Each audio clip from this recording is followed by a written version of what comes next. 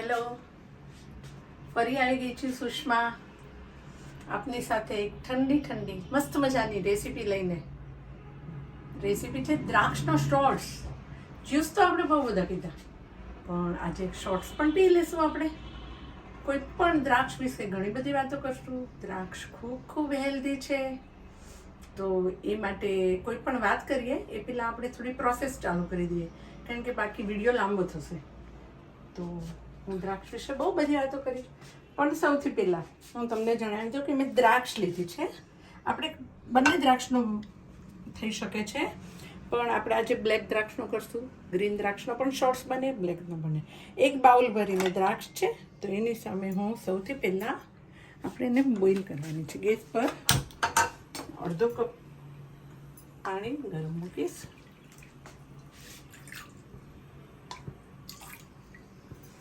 હવે આ પાણી થશે એટલે આપણે એમાં દ્રાક્ષ બોઇલ કરવાની છે. દ્રાક્ષના શોર્ટ્સ માટે મેં લીધું છે અહીંયા સંચળ, કાલા નમક, ચાટ મસાલો અને લીંબુ પાવડર, અને આપણું જે સાદું સોલ્ટ છે એ, અને ચાટ મસાલાનું મિશ્રણ. દ્રાક્ષ બજારમાં બહુ બધી આવે, ઘણા બધા કલરમાં આવે. બ્લેક, ગ્રીન, રેડ, પિંકિશ ચાય પડતી, મોટી લંબગોળ જાંબુ જેવડી, લાંબી, પાતળી, નાની, ગોળ, બહુ બધી દ્રાક્ષ આવે. ટેસ્ટમાં પણ દ્રાક્ષ ખાટી અને મીઠી હોય, એટલે તમને જે પસંદ દ્રાક્ષ હોય એ લઈ શકો છો. અને શોર્ટ્સ અને જ્યુસ અને શોર્ટ્સમાં ફરક એટલો છે કે જે ફળોનો પલ્પ થતો હોય ને, ધારો કે જાંબુ છે, કાળા જાંબુ, દ્રાક્ષ, એટલે પલ્પવાળા ફ્રૂટ્સ હોય ને, એનો શોર્ટ્સ પણ તમે બનાવી શકો. બાકી ઓરેન્જ, મોસંબી, સંતરા, એનો જ્યુસ જ બને. દ્રાક્ષ તો બંને બને, જ્યુસ અને શોર્ટ્સ. આપણે આજે બનાવશું શોર્ટ્સ, દ્રાક્ષનો શોર્ટ્સ. આપણું આ પાણી ઉકળી ગયું છે, એમાં તમે આજે આપણો 1 કપ દ્રાક્ષ છે એ નાખશો. દ્રાક્ષ થોડી બોઇલ થશે એટલે એનો આખો કલર થોડો ચેન્જ થઈ જશે. દ્રાક્ષ અતિ ઉત્તમ છે. દ્રાક્ષ દેખાવમાં જેટલી હેલ્ધી છે ને, એટલે ખાવામાં આરોગ્યવર્ધક એનાથી એટલી જ હેલ્ધી છે, અને સૌંદર્યવર્ધક પણ છે. દ્રાક્ષ એન્ટી એજિંગ. તમારી ઉંમરને હોય ને એના કરતાં જો તમે રેગ્યુલર દ્રાક્ષનું સેવન કરો ને, તો તમારી ઉંમરમાં કદાચ 2-5 વર્ષનો ઘટાડો લાગે. એટલે એવી હેલ્ધી આ દ્રાક્ષ છે, અને સાથે સાથે મધુર પણ છે, શીતલ પણ છે, ફૂલ ઓફ વોટરી. કુદરત પણ જુઓ. જો આ દ્રાક્ષ છે ને, આ રીતે તમે જોઈ શકો છો, થોડી બોઇલ થાય ને એટલે એનો કલર લાઇટ બનતો જાય. કાળી દ્રાક્ષ છે, એનો કલર લાઇટ થઈ જશે, અને પાણીમાં એ કલર એનો છોડી દેશે. એટલે એ રીતે આપણે લગભગ મોટાભાગની દ્રાક્ષનો એ થાય ત્યાં સુધી એને બોઇલ કરવાની છે. આ રીતે તમે જોતા જશો. દ્રાક્ષમાં ફાઈબરફુલ છે, ફાઈબરયુક્ત છે, ડાયજેસ્ટિવ સિસ્ટમ માટે ખૂબ હેલ્પફુલ છે. તો સાથે દ્રાક્ષમાં ફેટ અને કેલરી બહુ ઓછી છે, તો વજન ઘટાડવામાં પણ ઉપયોગી છે.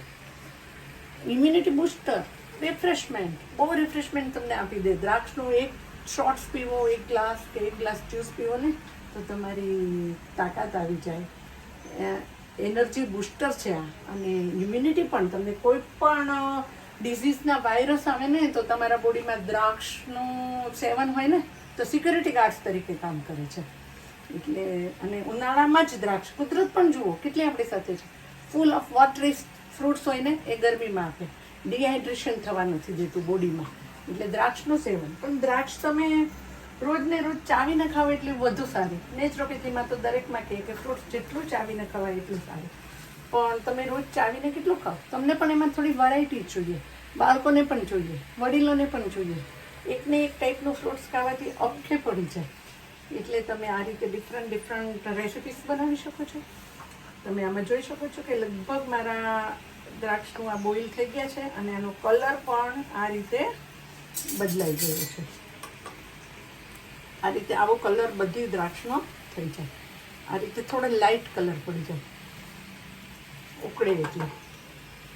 એ ઉકળી જશે એટલે આપણે એને એકદમ ઠંડુ કરવા મૂકવાનું છે, અને ગરમ પીસવાનું નથી. અને તમને એક રહસ્ય ખબર છે, તમે તંદુરસ્ત હોય ને એટલે આ બધું નેચરોપેથીની સિસ્ટમ એવી છે કે તમે બીમાર હોય ત્યારે કોઈ તમારી ટ્રીટમેન્ટ કરવાની નથી, ત્યારે તો તમને એલોપેથી કે આયુર્વેદ જ કામ લાગશે. પણ નેચરોપેથ બીમાર પડ્યા પહેલાંની ટ્રીટમેન્ટ છે. એટલે જો તમે નેચરોપેથીમાં તો એમ કહેવાય છે કે માંદા પડવું સહેલું છે, સાજા રહેવું અઘરું છે. જો કંઈક ગડબડ કરશો, હવે આ દ્રાક્ષ તમારી થઈ ગઈ છે, એને તમે ગેસ બંધ કરો. તમે આ પાણી પણ કલરવાળું થઈ ગયું છે. હવે આપણી દ્રાક્ષને ઠંડી મિક્સચરમાં પીસવાની છે. હવે એને ઠંડી કરવા આપણી પાસે તો શું કરશું, તો એને એક બીજા બાઉલમાં ચેન્જ કરી દઈશું અને તમે એને ઠંડી કરશો. ઠંડી કરવા માટે તમે એને આ રીતે થોડું કરશો તો ઠંડી પણ થશે, કારણ કે ગરમ ગરમ મિક્સચરમાં નહીં બનાવાય આપણેથી. 2-3 આયુષના ક્યુબ નાખી દેશો.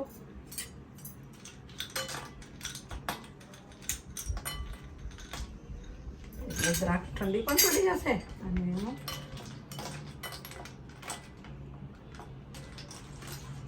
ઠંડી પડે એ દરમિયાન આપણે આમાં એનો મસાલો બી કરી દેશું. એટલે તમે આ એક બાઉલમાં 1/2 ટીસ્પૂન ચાટ મસાલો નાખશો અને 1/4 ટીસ્પૂન કાલા નમક. શુગર આમાં જરૂર જણાય તો નાખવાની, પણ દ્રાક્ષ એટલી મીઠી હોય છે ને કે શુગર તમે જો નાખશો ને તો તમારો ટેસ્ટ આખો વધારે પડતો સ્વીટ થઈ જશે, તમારું મોઢું ભાંગી નાખશે. એટલે હવે આ દ્રાક્ષ આપણી ઠંડી થઈ ગઈ છે, તો એને તમે મિક્સર જારમાં લઈ લેશો. આ રીતે આઈસ ક્યુબ નાખ્યા છે એટલે દ્રાક્ષ ઠંડી થઈ ગઈ છે.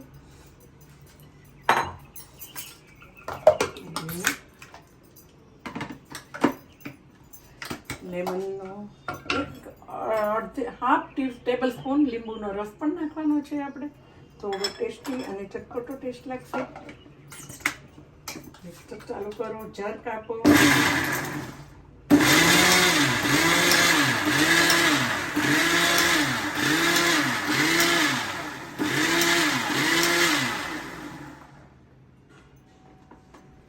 રેડી છે.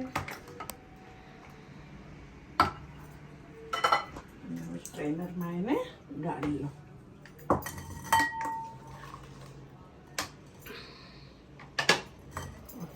પલ્પ, શોર્ટ મીન્સ ફ્રૂટનો પલ્પ, જેથી કોઈ ફ્રૂટનો સ્ટ્રોંગ સ્મેલ હોય. એટલે પલ્પ ક્યારે તમે આમાં સોડા પાણી મિક્સ કરો ને તો એનું જ્યુસ બની જશે, અને પલ્પ હોય એ તમારાથી જાચો પીવાશે પણ નહીં. એટલે તમને ખબર હશે શોર્ટ્સના ગ્લાસ બહુ નાના હોય પણ full of energy booster, refreshment.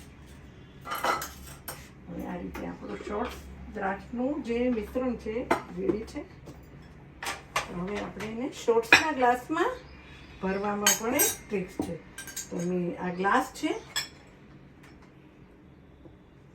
ગ્લાસની ઉપર આ રીતે લેમન હોય ને એના આ રીતે એની બોર્ડર ઉપર કરી શકો છો. તમે જો આ રીતે ગ્લાસના લેમન ઉપર આમ કરી શકો છો, અથવા તો ડાયરેક્ટ આમ જ્યુસ હોય ને જ્યુસમાં પણ તમે ડુબાડી શકો, પણ એના માટે થોડું પોળ પણ આ રીતે કરી શકો. અને હવે મેં અહીંયા જે ચાટ મસાલો અને મીઠું એનું મિશ્રણ લીધું છે ને એમાં આ રીતે તમે બોર્ડર ઉપર, જેથી તમે સીપ લેશો ને તો તમને આ ચટપટો ક્રંચ મસ્ત ટેસ્ટ આવશે. આ રીતે શોર્ટના ગ્લાસ છે, એમાં તમે નીચે આઈસ ક્યુબ નાખો 2. એટલે જ્યારે તમે સીપ લો ને ત્યારે અંદરથી ઠંડો ઠંડો સીપ આવશે તમને. હવે આ આપણો જે આ રેડી છે એ આમાં ભરો.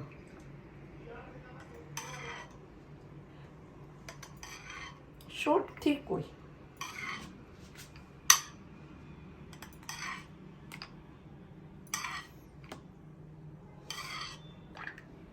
આમાં તમને પસંદ હોય તો તમે સિયા સીડ્સ પણ નાખી શકો છો, પણ મેં આજે નથી ને કે આપણે બીજી રેસીપી બનાવશું સિયા સીડવાળી. પ્લેન શોર્ટ્સ દ્રાક્ષનો તમને ઓરિજિનલ દ્રાક્ષ ખાતા હોય ને એવું ફિલિંગ કરાવશે.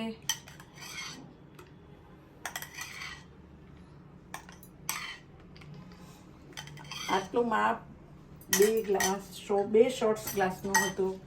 તમે જોઈ શકો છો આપણો કાળી દ્રાક્ષનો શોર્ટ્સ રેડી.